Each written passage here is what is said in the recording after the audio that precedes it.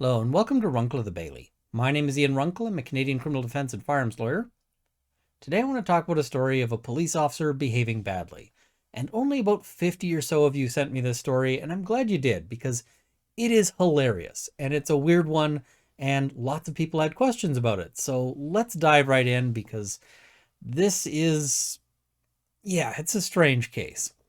So RCMP officer charged after shots fired at wildlife, and this is from the official RCMP press release. On March 14th, 2022, take note of that date, we'll come back to this.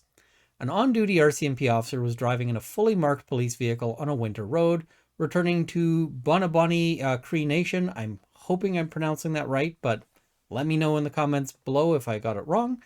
The officer encountered a caribou and attempted to hunt the caribou illegally.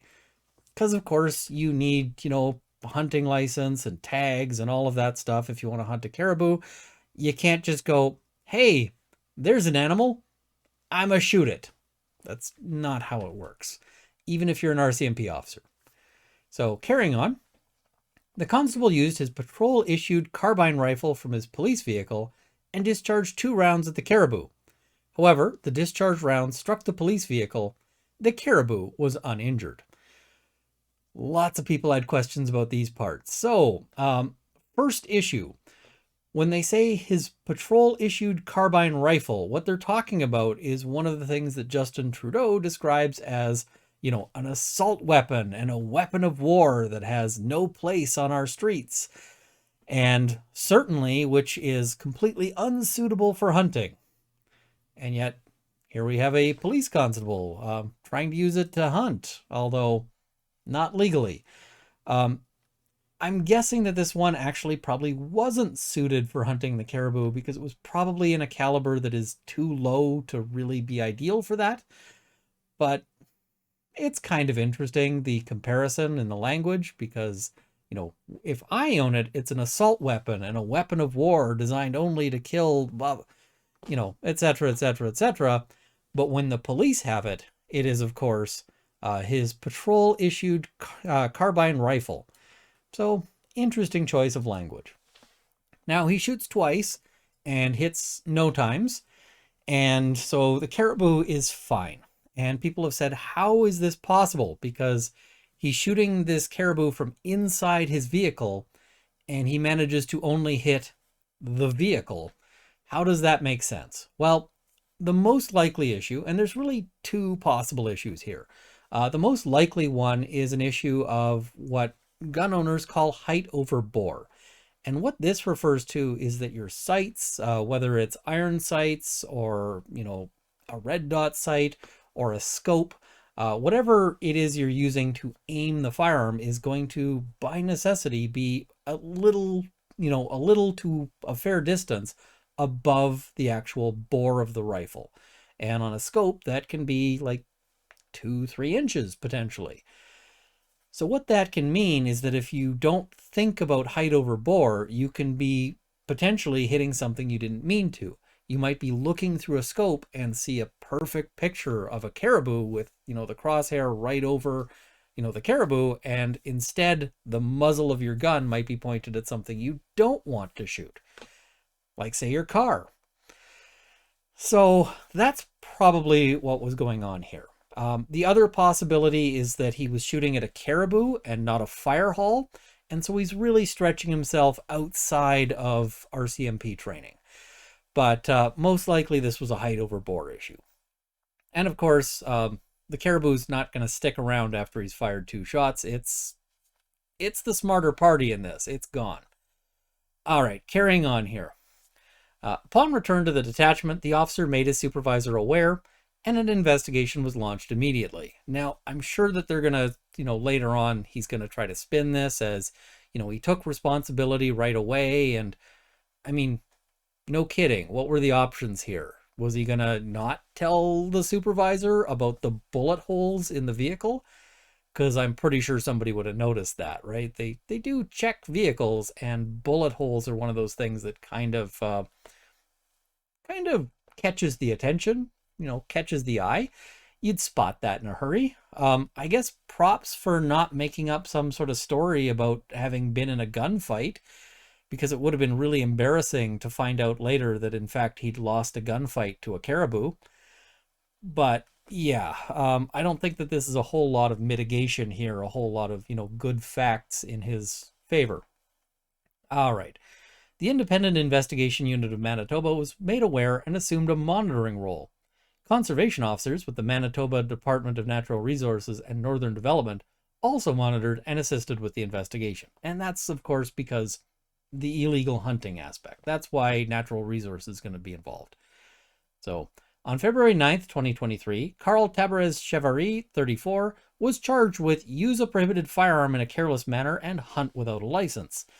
Now, this is really sloppy phrasing of the charges because use a prohibited firearm in a careless manner, I don't necessarily know what charge they're looking for here. I suspect it's section 86 sub 1, careless use of a firearm, but there isn't a specific aspect of using a prohibited firearm there. Hunting without a license, okay, that one makes some sense. I'd have to look up the statute for it, but that one's going to be fairly easy to track down. There's some interesting aspects here. I mentioned that we're going to come back to that date, right? March 14th, 2022. Well, and it takes until February 9th, 2023 to actually lay a charge when they have a confession. That isn't something that happens to anybody except police officers, where you go and you tell them how you screwed up and did illegal things, and it takes them a year to figure out that they're going to charge you. But in the meantime, in June 2022, he resigned and was discharged from the RCMP. And you might say, great, not a cop no more. The thing is that because he resigns, he's not going to have any sort of disciplinary decision. And so this might not interfere with him getting a job at, say, any other police department. Hopefully somewhere away from Caribou, but probably not somewhere away from patrol rifles, those weapons of war with no business on our streets. There's entirely the possibility that he might end up with one again. They also kind of soft played the charges here because it looks like it's, the careless use, and it's unclear because, again, the phrasing is really bad, but I wonder if they actually laid a charge for possession of a prohibited weapon or possession of a prohibited device, because the magazine to this firearm would be a prohibited device. They hold more than is allowed, and the firearm itself is banned now. It's not just restricted, but it's been banned by Justin Trudeau's Order in Council. And of course, RCMP officers are allowed to use firearms in the course of their duties, but his duties certainly didn't include illegally trying to shoot a caribou. So that seems like another charge that they could have laid, but chose not to, and probably would have if he weren't an RCMP member. Now, what are the likely results on this? I'm just going to note here, the careless use charge actually has a potential defense. There's sort of a step between mere negligence onto carelessness that triggers criminal responsibility.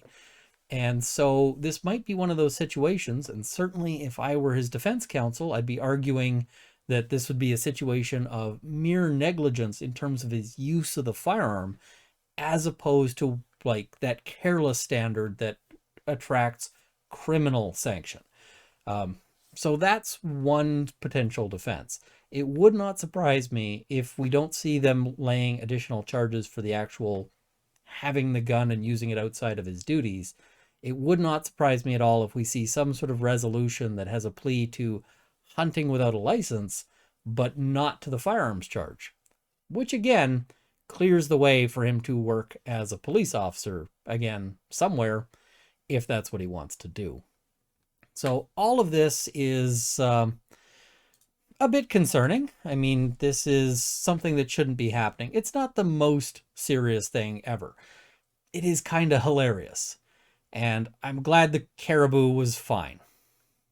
But yeah, this is kind of frustrating when we, sort of look at it, but we'll have to see what eventually happens.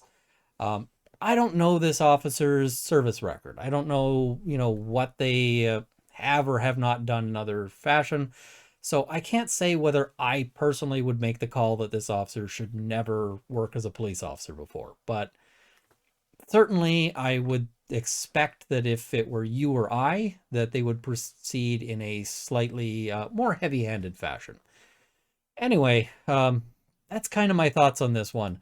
Let me know in the comments section below what you think. You might disagree with me, or especially if anybody knows the proper pronunciation there. I hope I didn't mangle it too badly, but let me know. I also want to thank my Patreon supporters, and please do all the YouTube things. Hit the like button, hit the share button, subscribe if you haven't already. But I also want to thank my Patreon supporters at the $50 level, the CCFR, David Michaud, Canada's National Firearms Association, and the Canadian Shooting Sports Association. At the $30 level, Sights and Arms Limited and Jane Babe and Luxor. And at the $20 level, Lindsay Metcalf, Kyle Fox, Haywire, Gerald to the Bailey, Cameron Johnson, Andrew Elsage, and Vicky. Thank you as well to my $10 supporters who will be in the crawl immediately following. Thank you for watching. I hope this has armed you with knowledge. See you next time.